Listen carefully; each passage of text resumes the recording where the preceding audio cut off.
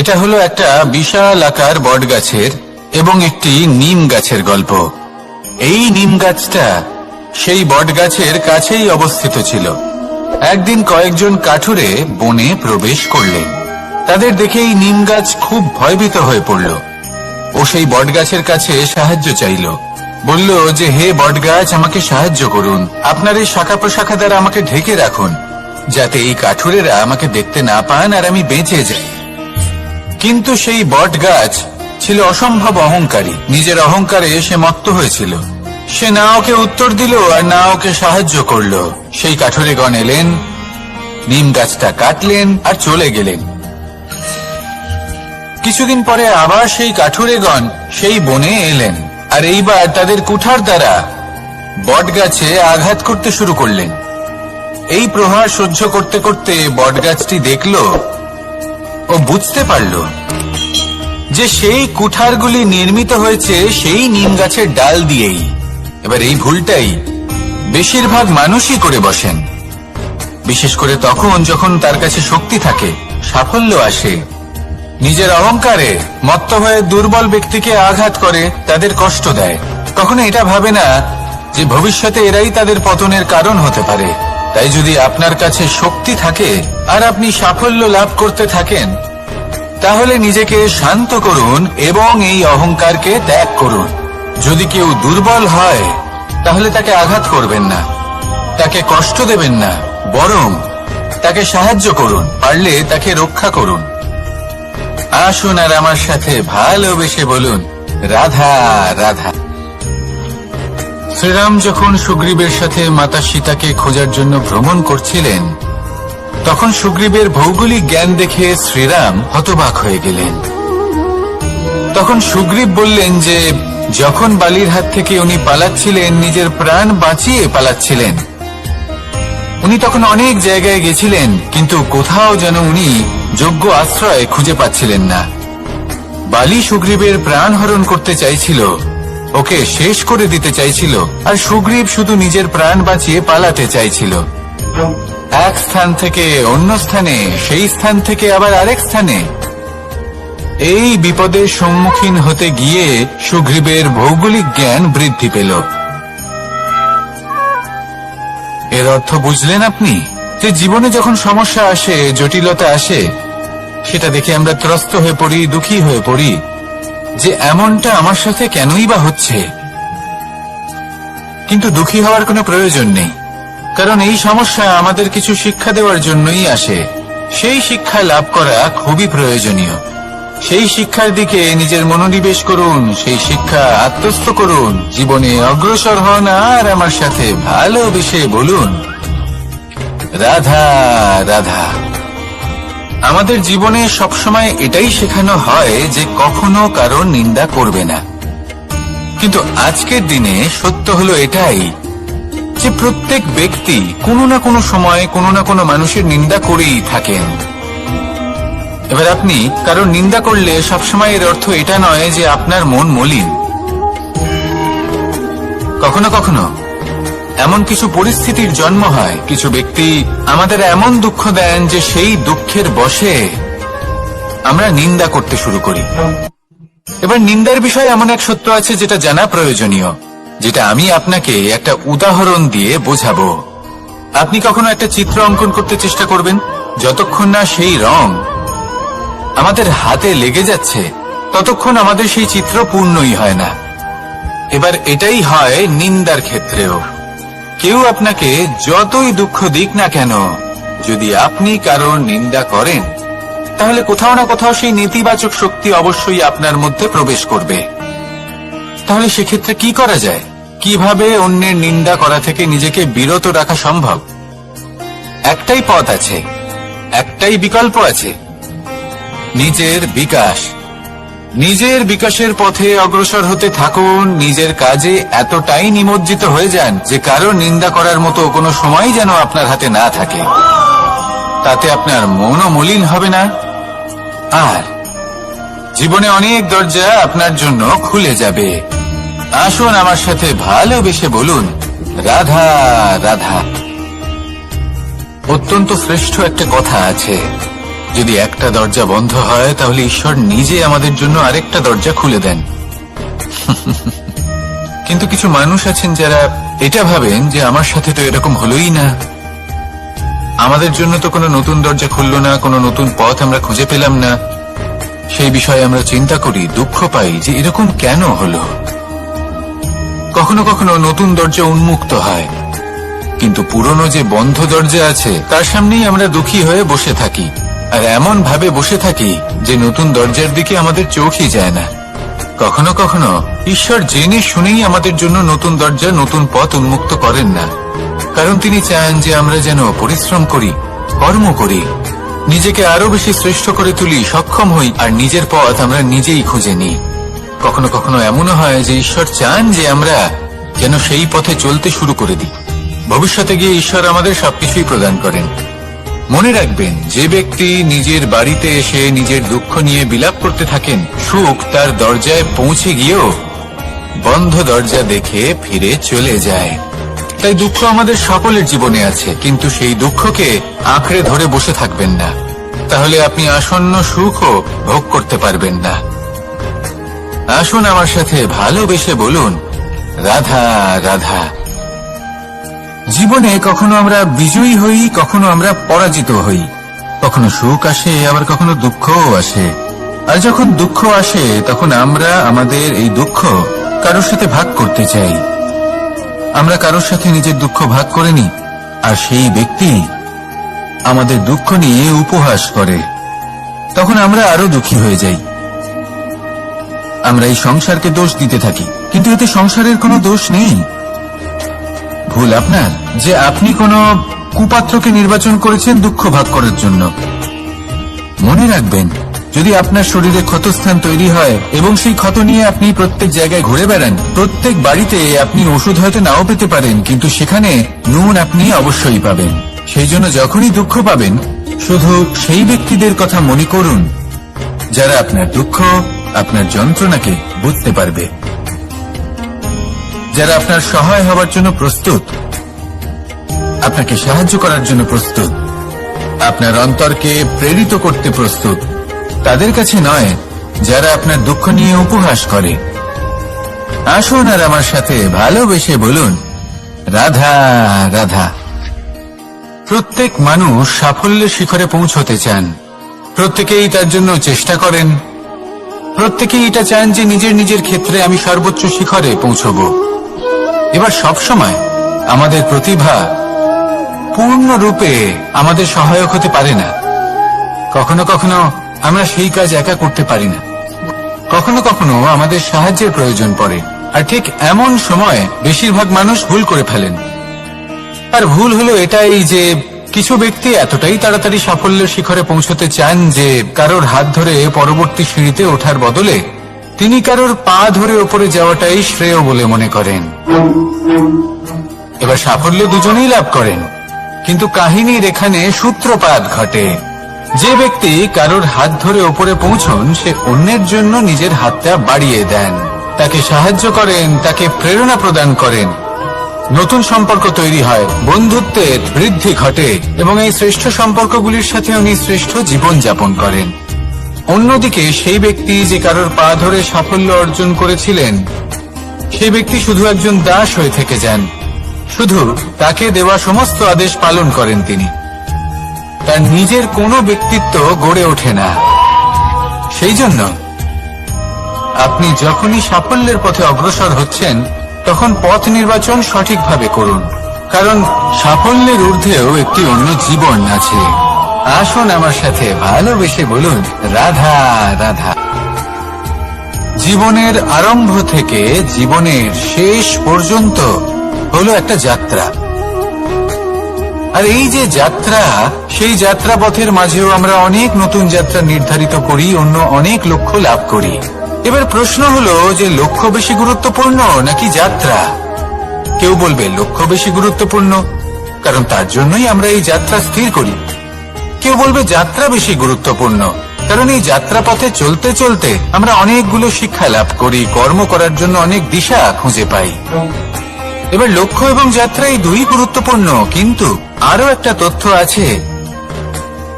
অত্যন্ত গুরুত্বপূর্ণ, যেটা বুঝে নেওয়া খুব প্রয়োজনীয়। আর সেটা হলো আপনার জীবন সাথী। সেই সাথী যে জীবনের সব পদক্ষেপে আপনার সাথে চলবে, আপনার সাথে থাকবে। সেই ব্যক্তির মধ্যে যদি করুণা থাকে, ভালোবাসা থাকে, তাহলে সে আপনাকে সাহায্য করবে, আপনার জন্য আপনার লক্ষ্য নির্ধারণ করবে, আপনাকে জীবনে একটা উচ্চ স্তরে নিয়ে যাবে। কিন্তু যদি সেই ব্যক্তি এর বিপরীত হন, তাহলে কোথাও না কোথাও তাকে পেতে পেতে, তার সাথে থাকতে থাকতে আপনি নিজের লক্ষ্য ত্যাগ করে দেবেন। তাই পথ এবং লক্ষ্য এই দুই নির্বাচন করুন, কিন্তু যখন আপনি জীবন সাথী নির্বাচন করবেন তখন কিছুটা সাবধানে, না হলে আপনার অভিজ্ঞতা সুখময় নয়, অত্যন্ত দুঃখজনক হতে পারে। আসুন আমার সাথে ভালোবেসে বলুন, রাধা রাধা। সকলের মন আনন্দে ভরিয়ে তোলে কোকিলের মধুর স্বর। কিন্তু এই মধুর স্বর আমরা বর্ষাকালে শুনতে পাই না কেন? তার কারণ কিন্তু এটা নয় যে বর্ষাকালে কোকিল অসুস্থ থাকে, তা নয়। কোকিল সিদ্ধান্ত নেয় নীরব থাকার। কিন্তু এই সিদ্ধান্ত কেন নেয়? তার কারণ হলো ব্যাঙ। বর্ষার ঋতুতে অনেক ছোট ছোট স্থানে জল জমে, আর সেই কারণে অনেক ব্যাঙের জন্ম হয়। এবার ওই ব্যাঙগুলোর ধ্বনি এতটাই প্রবল হয় যে তাদের মাঝে এই কোকিল যতই মধুর সুরে ডাকুক না কেন, তার স্বর আমাদের কানে পৌঁছবে না। সেই জন্য ও সিদ্ধান্ত নেয় চুপ থাকার। আর এটাই হলো আমাদের জীবনের শিক্ষণীয় বিষয়। আপনি যদি এমন কোথাও থাকেন যেখানে আপনার আশেপাশে মূর্খ মানুষ আছেন, তাহলে সেখানে চুপ করে থাকাই হলো সবথেকে শ্রেষ্ঠ সিদ্ধান্ত। কারণ ওই মূর্খদের চিৎকারের সামনে কেউ আপনার জ্ঞানের কথা বুঝতেই পারবে না। সেই জন্য সেখানে চুপ করে থাকুন। পরবর্তীতে গিয়ে যেমন এই ব্যাঙের ডাক, এটা শান্ত হবে আর তারপর থেমে যাবে, ঠিক তেমন মূর্খদের সময় একটা নির্দিষ্ট কালের পর গত হয়। আর তারপরে আসে বিবেকবানদের সময়, আপনার সময়। শুধু ধৈর্য ধরুন। আসুন আর আমার সাথে ভালোবেসে বলুন, রাধা রাধা।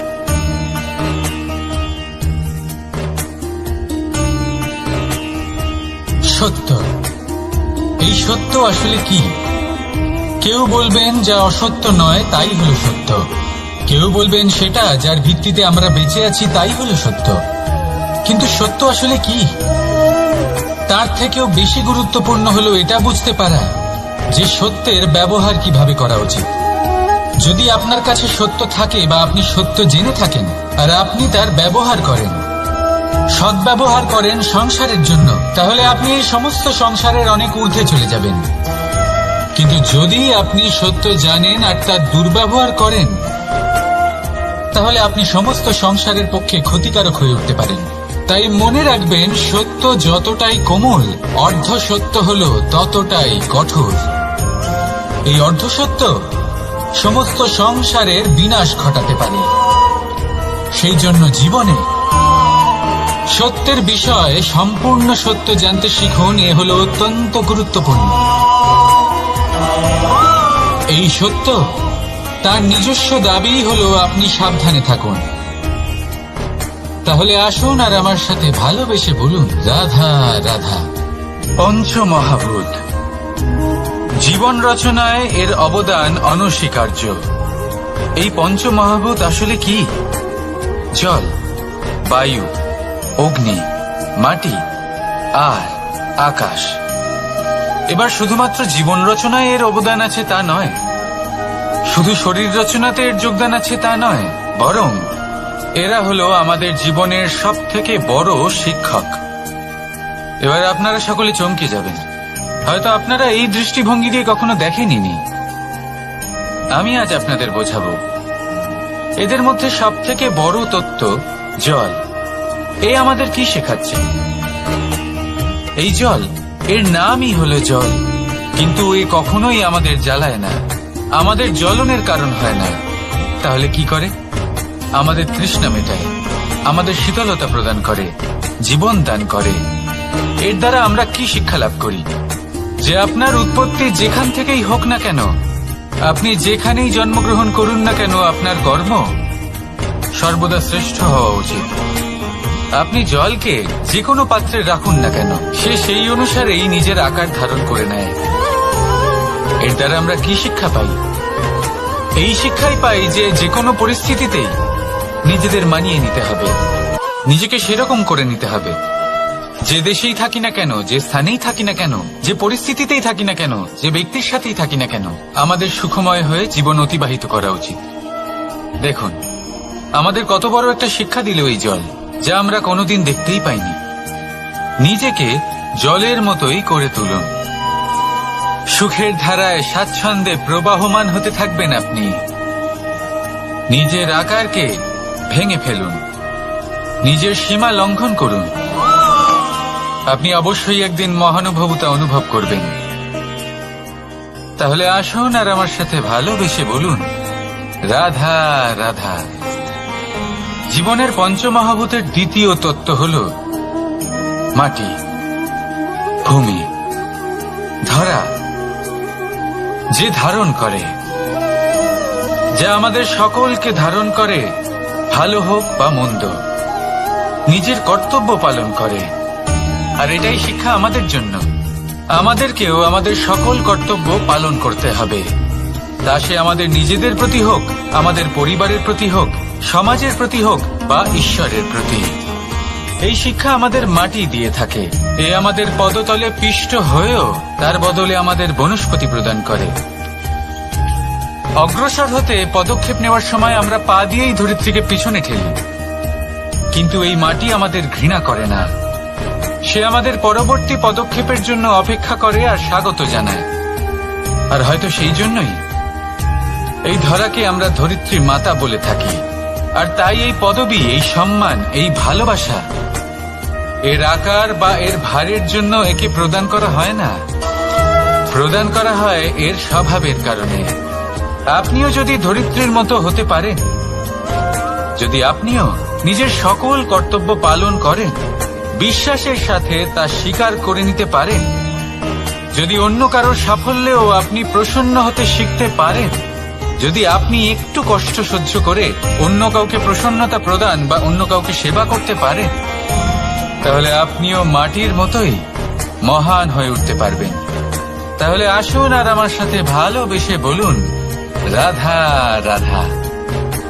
জীবনের পঞ্চমহাভূতের মধ্যে একটা তত্ত্ব হল বায়ু। বায়ু যাকে কিনা দেখা যায় না, বরং তাকে কিন্তু আমরা অনুভব করতে পারি। আর একে সব থেকে বেশি অনুভব করতে পারি তখন যখন বায়ু কম থাকে। বায়ু যদি লুপ্ত হয়ে যায়, তাহলে তখনই আমরা বুঝতে পারি যে বায়ু তো নেই, এ তো সমস্যার ব্যাপার। এবার এই বায়ু দ্বারা আমরা কি শিক্ষা পাই? এই বায়ু আমাদের এই শিক্ষা দেয় যে আমাদের কখনোই অহংকার করা উচিত নয়। আমরা সকলেই কখনো না কখনো চাই যে আমাদের শ্রেষ্ঠতা, আমাদের যোগ্যতা, আমাদের মাহাত্ম্য এই সংসার বুঝতে পারুক। আর নিজের মাহাত্ম্য প্রমাণ করার জন্য শক্তি দেখানোর কোনো প্রয়োজন নেই। কারণ যখন কোনো ব্যক্তি, এই সমাজ, এই সংসার আপনাকে নিজের থেকে দূরে করে দেবে, আপনার থেকে দূরে চলে যাবে, তখন আপনার মাহাত্ম্য কি তার আভাস সে নিজে থেকেই অবশ্যই পেয়ে যাবে। আপনার কিছুই করার প্রয়োজন নেই। বায়ুর মতো হয়ে উঠুন, বায়ু যার কিনা কোনো ভার নেই। কিন্তু যখন সময় আসে, যখন সে তুফানের রূপ নেয়, তখন অত্যন্ত বড় বড় বিধ্বংসী কাজ সে করে ফেলে। আর তখন এর শক্তির কোনো তুলনাই হয় না। বায়ু যে নিজের সঞ্চালন দ্বারা পৃথিবীকে প্রাণ দেয়, নিজের পরিবহন দ্বারা এই মেঘ সৃষ্টি করে, এই ধরিত্রীর তৃষ্ণা নিবারণ করে।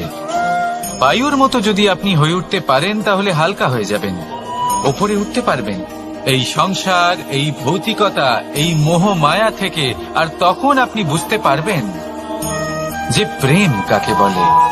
তখন আপনি বুঝবেন যে দান করাই হলো জীবন। তাহলে আসুন আর আমার সাথে ভালোবেসে বলুন, রাধা রাধা। জীবনের পঞ্চমহাভূতের মধ্যে একটা তত্ত্ব হল আকাশ। আকাশ যা কিনা নিরাকার, যার কোনো আকার নেই। আকাশ যা হলো অনন্ত। আর আমাদের সবসময় মনে হয় যে এই আকাশ আমাদের সাথে জড়িয়ে রয়েছে। কেন? এবার এই আকাশ আমাদের জন্য কি না করে। আকাশ আমাদের ওড়বার স্বাধীনতা দেয়। আকাশ মেঘকে ধারণ করে যাতে আমাদের তৃষ্ণা মিটতে পারে। এই আকাশ সূর্য এবং চন্দ্রকে তার যথাস্থান দেয় যাতে আমরা প্রকাশও পেতে পারি আবার অন্ধকারও, যাতে আমাদের জীবনে সামঞ্জস্য বজায় থাকে। আকাশের থেকে অনেক কিছুই শেখার রয়েছে। যদি আমরাও আকাশের মতো হতে পারি, আমাদের আপনজনদের সেই স্বাধীনতা দিতে পারি যাতে তারা উঠতে পারেন, যাতে তারা নিজেদের স্বপ্ন পূরণ করতে পারেন, যার ফলে তারা নিজেরাই এই জীবনকে অনুভব করতে পারেন, নিজের পায়ে দাঁড়াতে পারেন, তাহলে ভাবুন আমাদের অস্তিত্ব কতটা বড় হয়ে যাবে। যদি আপনি আকাশের মতো হতে পারেন, তাহলে আপনিও আকাশের মতোই অনন্ত হয়ে উঠবেন। তাহলে আসুন আর আমার সাথে ভালোবেসে বলুন, রাধা রাধা।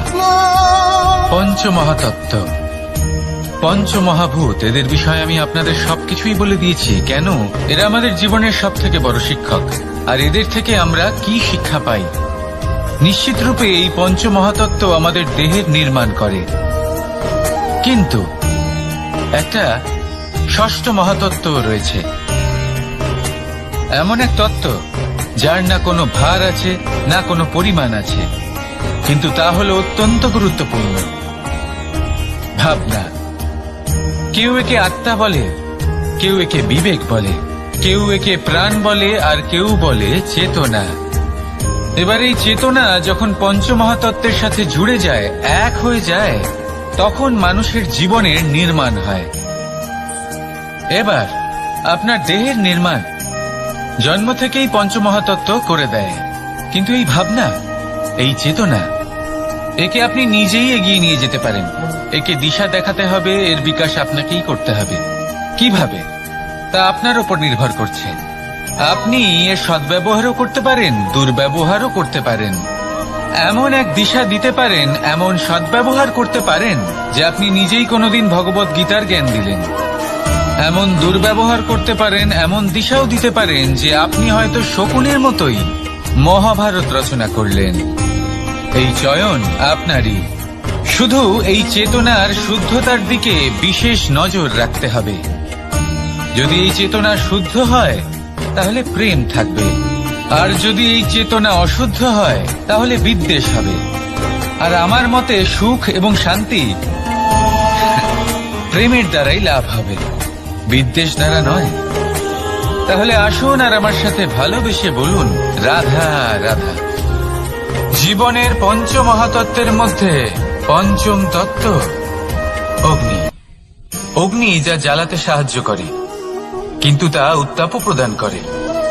নিশ্চিত রূপে অগ্নি আমাদের জ্বালিয়ে দিতে পারে, কিন্তু আপনি কি কখনো এটা ভেবে দেখেছেন যে আগুন, তাকে নিজেকে কতটা জ্বলতে হয়, তাকে নিজেকে কতটা তাপ সহ্য করতে হয়?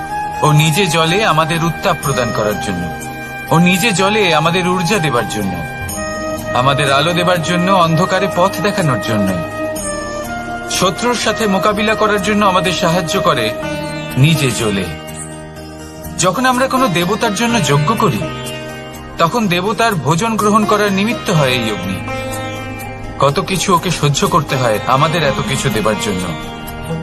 আপনিও আগুনের মতো হয়ে উঠুন, নিজে কষ্ট সহ্য করুন অন্যকে সাহায্য করার জন্য, তাদের জীবন উদ্ধার করার জন্য, নিজের প্রিয়জনের জন্য, নিজের পরিবারের জন্য, নিজের মাতা পিতার জন্য, এই সমাজের জন্য। নিজে কষ্ট সহ্য করুন, প্রকাশের কেন্দ্রবিন্দু হয়ে উঠুন, আর সকলকে পথ প্রদর্শন করুন, সবাইকে পথ দেখান। যেদিন আপনি আগুনের মতো হয়ে উঠবেন, সেই দিন ঠিক যেমন অগ্নিকে পুজো করা হয়, আপনিও সেইভাবে পূজনীয় হয়ে উঠবেন। যেমন সকল শুভকর্মে, সকল যজ্ঞে, সকল পুজোতে অগ্নিকে স্মরণ করা হয়, সেইভাবেই সকল শুভকর্মে আপনাকেও স্মরণ করা হবে। আর যেদিন আপনি এরকম হয়ে উঠবেন, সেই দিন জীবনের বাস্তব মর্ম কি আপনি তা বুঝতে পারবেন। তাহলে আসুন আর আমার সাথে ভালোবেসে বলুন, রাধা রাধা। আমি এখানে দ্বারকাতে, ও ওখানে বর্ষণাতে, তাও এত ভালোবাসা কি করে? এ কেমন সম্পর্ক? আমি তাদের একটা সহজ কথা বলতে চাই। আপনি কখনো আয়নার দিকে দেখেছেন? নিজের দুই চোখের দিকে তাকিয়ে জিজ্ঞাসা করুন, এই দুই চোখ একসাথে কেন বন্ধ হয়, একসাথে কেন খোলে, একসাথে কেন ঘুমোয়, একসাথে কেন কাঁদে? আজীবন কোনো এক মানুষের সাথে সম্পর্ক রাখা অবশ্যই সম্ভব, তাদের সাথে দেখা না করে। আমার আর রাধার ভালোবাসাও কিছুটা এরকমই, আর কিছুটা এরকমই হয় ভালোবাসা দুই নয়নের মতো, যারা কখনোই মিলিত হবে না, কিন্তু চিরকালের জন্য একসাথে জুড়ে থাকবে। এই অনুভূতি নিঃস্বার্থ হয়, আর এই নিঃস্বার্থ ভালোবাসা আপনাকে আনন্দের পথে অগ্রসর করে। জীবনে সবসময় নিঃস্বার্থভাবে ভালোবাসুন, শুধুমাত্র আনন্দই পাবেন। তাহলে আসুন আমার সাথে নিঃস্বার্থভাবে ভালোবেসে বলুন, রাধা রাধা। প্রেম সংসারের সব থেকে পবিত্র বন্ধন, কিন্তু সত্যি বলতে কি, এটা বন্ধনের থেকে মুক্তি, স্বতন্ত্রতা।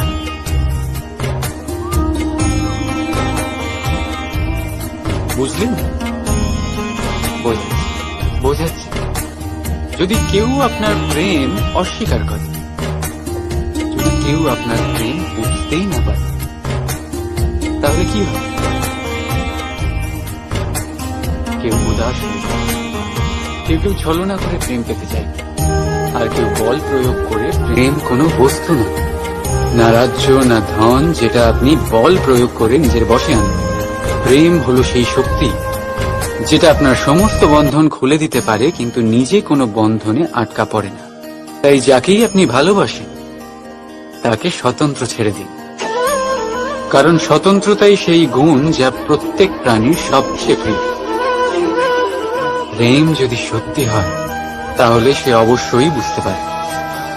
ততদিন নিঃস্বার্থভাবে প্রেম করে যায়। একদিন দ্বার খুলে যায়, আর প্রেম প্রবেশ করবেই, আর মন সুপ্রসন্ন হয়ে বলবে, রাধা। কখনো কখনো আপনার মনে এই প্রশ্ন নিশ্চয়ই আসে যে এই প্রেম কি, কিভাবে বোঝা যায় এই প্রেম? উত্তর বড়ই সহজ। যতক্ষণ না আপনি প্রেম করবেন, ততক্ষণ আপনি প্রেম বুঝতেই পারবেন না। যদি রত্ন হয়ে মুকুটে সজ্জিত থাকতে হয়, তাহলে হীরেকে কাটার কষ্ট অবশ্যই সহ্য করতে হবে। প্রেমের সঠিক অর্থ বুঝতে গেলে মোহকে ত্যাগ করে আত্মসমর্পণ করতেই হবে। যে প্রেম কাউকে পাওয়ার জন্য করা হয়, সেই প্রেম প্রেম নয়, তা মোহ।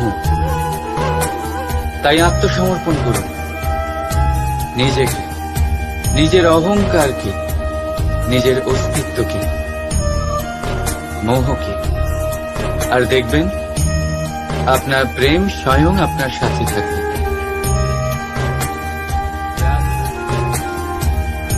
আমরা সকলেই মনে করি যে আমাদের জীবনে কখনো কখনো কোনো না কোনো স্থানে প্রেম হয়েই থাকে।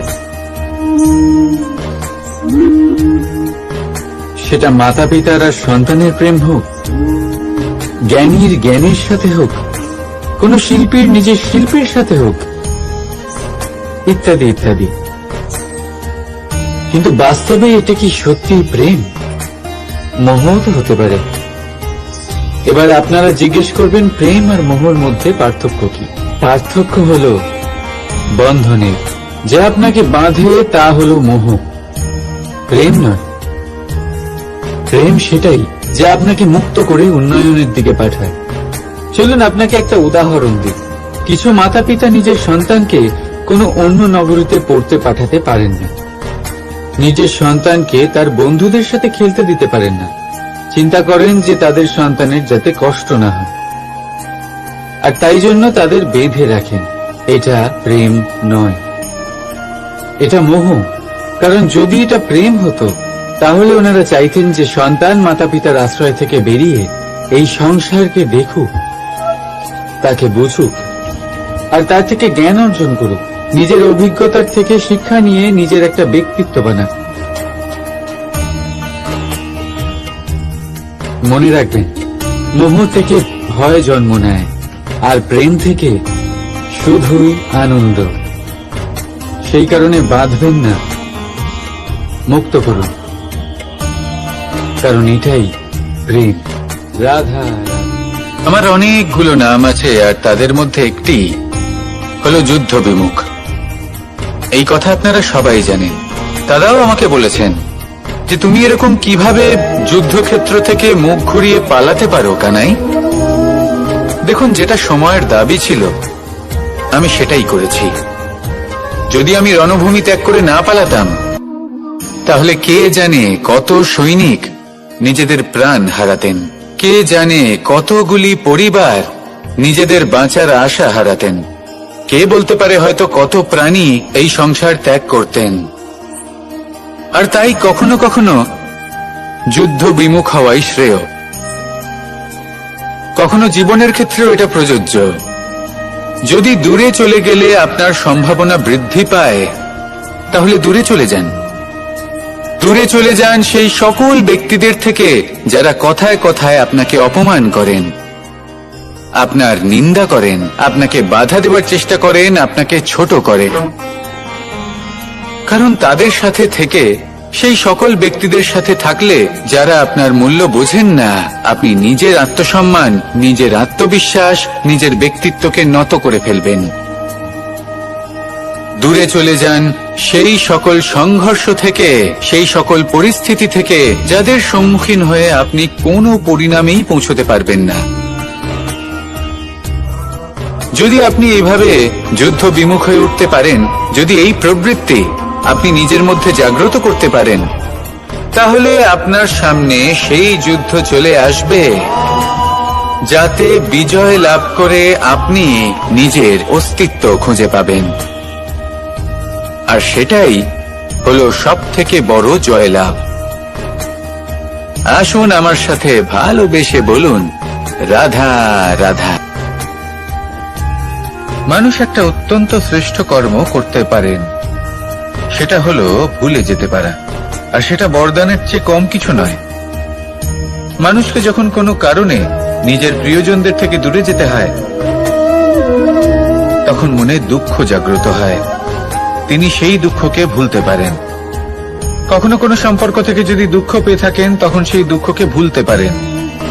কিন্তু এই সংসারের প্রত্যেক আবেগ, প্রত্যেক বস্তু ভুলে যাওয়া উচিত নয়।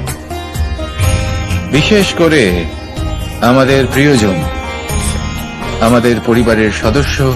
যখন এই সংসার থেকে ওনারা চলে যান, তখন যে সৎকর্ম ওনারা করেছেন, যে প্রেরণা ওনারা আমাদের প্রদান করেছেন, কখনো ভুলে যাওয়া উচিত নয়। যখন আপনি কোনো উঁচু স্থানে পৌঁছে যান, আপনি সাফল্য লাভ করেন, তখন সেই সকল বন্ধুদের ভোলা উচিত নয় যারা আপনার সাথে আরম্ভ থেকে ছিল, যারা সব সময় আপনাকে সাহায্য করেছে। আর সবথেকে গুরুত্বপূর্ণ কথা, আপনার বয়স যতই বৃদ্ধি পাক না কেন, মাতা পিতাকে কখনো ভুলবেন না। আপনি যতই বড় হন না কেন, আপনি তাদের সন্তানই থাকবেন। অভিজ্ঞতার দিক থেকে ওনাদের থেকে ছোটই থাকবেন। তাই সবসময় নিজের মাতা পিতাকে নিজের সাথে রাখুন, কখনো তাদের ভুলবেন না। সেই সকল ব্যক্তিদের ভুলে যাবেন না যারা দুঃখের দিনে আপনার সাথে ছিল, তবেই জীবনে সুখ পাবেন। আসুন আর আমার সাথে ভালোবেসে বলুন, রাধা রাধা। এই সংসারে সব থেকে বড় ব্যক্তি কে? আপনি বলবেন, এই কেমন ধরনের প্রশ্ন? কিন্তু এটা হলো সব থেকে উচিত প্রশ্ন। কেউ এর উত্তর দেবে যে সেই মহাপ্রতাপী রাজা, তিনি হলেন সব থেকে বড় ব্যক্তি, সেই বড় রাজনীতিবিদ, তিনি সব থেকে বড় ব্যক্তি। আমি আপনাকে জানাই যে সংসারের সব থেকে বড় ব্যক্তি হলেন তিনি, যার সাথে দেখা করলে আপনি নিজেকে ছোট মনে করবেন না।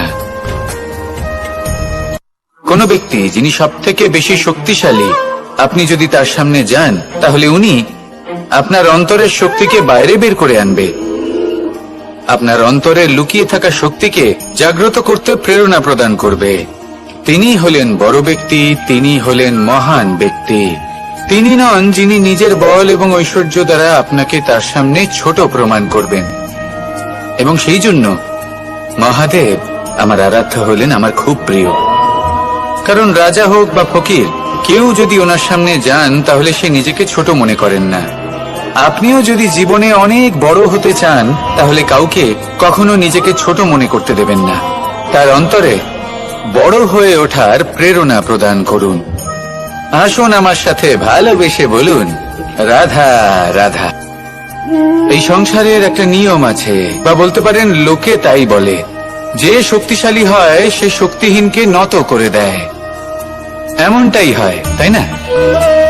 আবশ্যক নয়, কখনো কখনো এমনও হয় একজন অসমর্থ ব্যক্তি সমর্থ ব্যক্তিকে নত করে দেন। এটা সম্ভব, এও হতে পারে। আর এটা তখন হতে পারে যখন তার মধ্যে ভালোবাসার শক্তি থাকে। ভালোবাসার শক্তি এই সংসারে সবথেকে বড় শক্তি হয়। এই ভালোবাসার শক্তি দ্বারাই নির্ধন সুদামা আমাকে দিয়ে নিজের পা ধুইয়ে নিল, কিছু না বলেই, কিছু না চেয়েই। এই কর্মের আধার ছিল শুধুমাত্র ভালোবাসা। খুব শক্তিশালী হয় এই ভালোবাসা। ভালোবাসার শক্তি দ্বারাই আপনি হিমালয় পর্বতকে নত করতে পারেন, তাহলে কি অসম্ভব হতে পারে? এই ভালোবাসার শক্তির সঞ্চার করুন, আর এই ভালোবাসার সাথেই বলুন, রাধা রাধা। মানুষের জীবনে স্বচ্ছতার একটা আলাদা গুরুত্ব আছে। যদি আপনি নিজেকে স্বচ্ছ রাখেন তাহলে আপনার নিজেরও ভালো লাগবে, সামনের ব্যক্তিরও ভালো লাগবে, একটা অন্যরকম প্রভাব পড়বে। কিন্তু একজন শ্রেষ্ঠ ব্যক্তি কিভাবে হয়ে ওঠা সম্ভব? যার মধ্যে গুণ আছে, শিক্ষা আছে, শুভ চেতনা আছে, যিনি সৎকর্ম করেন। কিভাবে হব সেই ব্যক্তি যার মধ্যে জ্ঞান আছে? শুধুমাত্র স্বচ্ছ থাকলে তো তা হওয়া সম্ভব নয়। প্রথমে আপনাকে বুঝতে হবে যে মানুষের মধ্যে 4টি মূল তত্ত্ব আছে। প্রথম হলো তার শরীর, যার দ্বারা উনি যে কোনো কর্ম করে থাকেন। দ্বিতীয় তত্ত্ব হলো তার মন, যার দ্বারা কোনো কর্ম করার জন্য সে নিজেকে প্রেরণা দিতে থাকে। তৃতীয় তত্ত্ব হলো বুদ্ধি, যে কর্ম আমরা করতে চাই, যে লক্ষ্যে আমরা পৌঁছতে চাই, সেটা আমরা কিভাবে কোন পথে করব সেটা স্থির করা যায় বুদ্ধি দিয়ে। আর চতুর্থ তত্ত্ব হলো আত্মা। আত্মা হলো এমন এক তত্ত্ব যার কোনো সমাপ্তি নেই। আত্মা হলো অজয়। কিন্তু এরও শুদ্ধিকরণের প্রয়োজন হয়। এই 4টি তত্ত্বের শুদ্ধিকরণ করতে থাকুন, এদের নির্মল রাখুন, শুদ্ধ রাখুন। এবং এটা কিভাবে হবে? শুভ চেতনা দ্বারা, জ্ঞানের দ্বারা, এবং সবথেকে বেশি গুরুত্বপূর্ণ প্রেমের দ্বারা। আসুন আমার সাথে ভালোবেসে বলুন, রাধা রাধা। জল এই সংসারের সমস্ত প্রধান তত্ত্বের মধ্যে একটি। এই জল যে কোনো জ্বালা দূর করে, আগুনকে নিভিয়ে দেওয়ার ক্ষমতা রাখে, অবিরল অবিচল ভাবে প্রবাহিত হতে পারে, একে কেউ বাধা দিতে পারে না। এর পথে বাধা সৃষ্টি করলে নিজের পথ নিজেই খুঁজে নেবে, বা সে নিজেই নিজের পথ বানিয়ে নেবে, কিন্তু কখনো থামবে না। এই জল হলো মহান, আর এর একটা মহান গুণ আছে, এর নিজস্ব কোনো রং নেই। কিন্তু যখন মেঘ থেকে বৃষ্টি রূপে পৃথিবীতে ঝরে পড়ে, তখন সমস্ত সংসারকে রঙিন করে তোলে। যেখানে খরা হয়েছে সেখানে শ্যামল করে তোলে, যে স্থান শ্যামল সেখানে ভিন্ন ভিন্ন প্রকারের পুষ্প ফুটিয়ে তোলে। এই জল, এই জলের মতন আমাদের হতে হবে। ওর যেমন কোনো রং নেই, আমাদেরও যেন কোনো অহংকার না থাকে। শুধু কর্মের এই ধারাতে বইতে থাকুন, এই সংসারের মঙ্গল করতে থাকুন, শ্রেষ্ঠ কর্ম করতে থাকুন। এই সংসারকে এটা বলার কোনো প্রয়োজন নেই যে আপনি কে। আপনি যদি কর্ম করতে থাকেন তাহলে এই সংসার নিজে থেকেই আপনার মূল্য জানতে পারবে, আর তখন এই মন প্রসন্ন হয়ে বলবে, রাধা রাধা। একদিকে হলো আঙুর, আর অন্যদিকে কিশমিশ। দেখতে গেলে এই দুটোই সবারই খুব প্রিয়, শিশু হোক, যুবক হোক, বা কোনো বৃদ্ধ ব্যক্তিই হোক না কেন। আর দেখতে গেলে এই কিশমিশ, এটা আঙুর থেকেই আসে, তারই অন্য একটি রূপ। কিন্তু কখনো হাটে যান আর গিয়ে জিজ্ঞেস করুন যে এই কিশমিশ আর আঙুর, এই দুইয়ের মধ্যে অধিক মূল্য কার? আপনিও নিশ্চয়ই জানবেন যে কিশমিশের মূল্য আঙুরের থেকে অনেক গুণ বেশি। এবার এরকম কেন হয়? এর পেছনে কি কারণ থাকতে পারে? একদিকে হলো সেই আঙুর যা টাটকা অবস্থায় গাছ থেকে পেড়ে খাওয়া যায়, আর অন্যদিকে হলো কিশমিশ যাকে মাসের পর মাস রোদে ফেলে রাখা হয়। একদিকে আঙুর যা কিনা অত্যন্ত রসালো, আর কিশমিশে কোনো রসই নেই। একটি হলো অত্যন্ত কোমল এবং সুন্দর, অন্যটি অমসৃণ এবং তাতে বিন্দুমাত্র সৌন্দর্য নেই, তাও তার মূল্য বেশি। এসব কেন হয়? এই কারণেই হয় কারণ সেই আঙুর অনেক মাস পর্যন্ত রোদ সহ্য করে থাকে, কষ্ট সহ্য করে থাকে, তবেই সেই আঙুর কিশমিশে পরিণত হয়। এবার জীবনের কড়া রোদ যাকে সহ্য করতে হয়, তার সাথেও এটাই হয়ে থাকে। তারও মূল্য আপনা থেকেই বৃদ্ধি পায়। আপনার জীবনে আপনার গুণ, আপনার প্রতিভা, তা অত্যন্ত গুরুত্বপূর্ণ।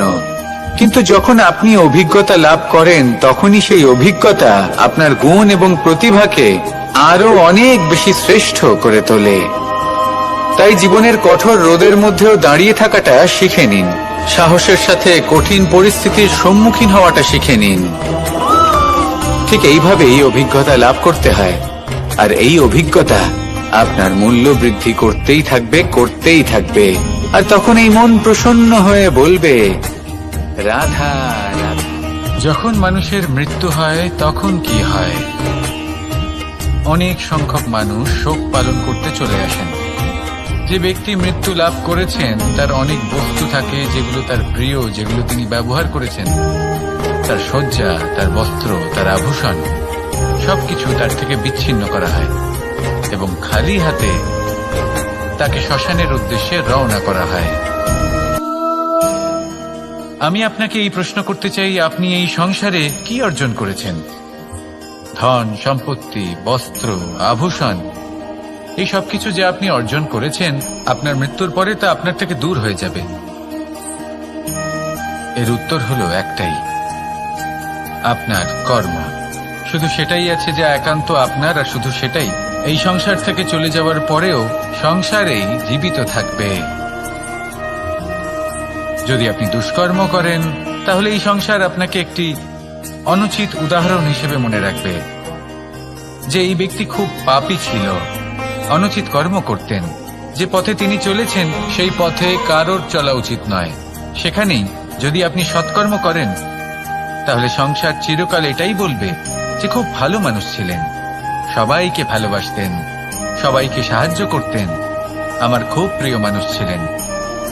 এটাই হলো শ্রেষ্ঠ কর্ম। সেই জন্য জীবনে শুধুমাত্র ধন, সম্পত্তি, আভূষণ এই সব অর্জন করতে গিয়ে নিজের মনোনিবেশ করবেন না। শ্রেষ্ঠ কর্ম করুন। সংসার থেকে চলে যাওয়ার পরেও এই কর্মই এই সংসারে আপনাকে জীবিত রাখবে। আসুন আমার সাথে ভালোবেসে বলুন,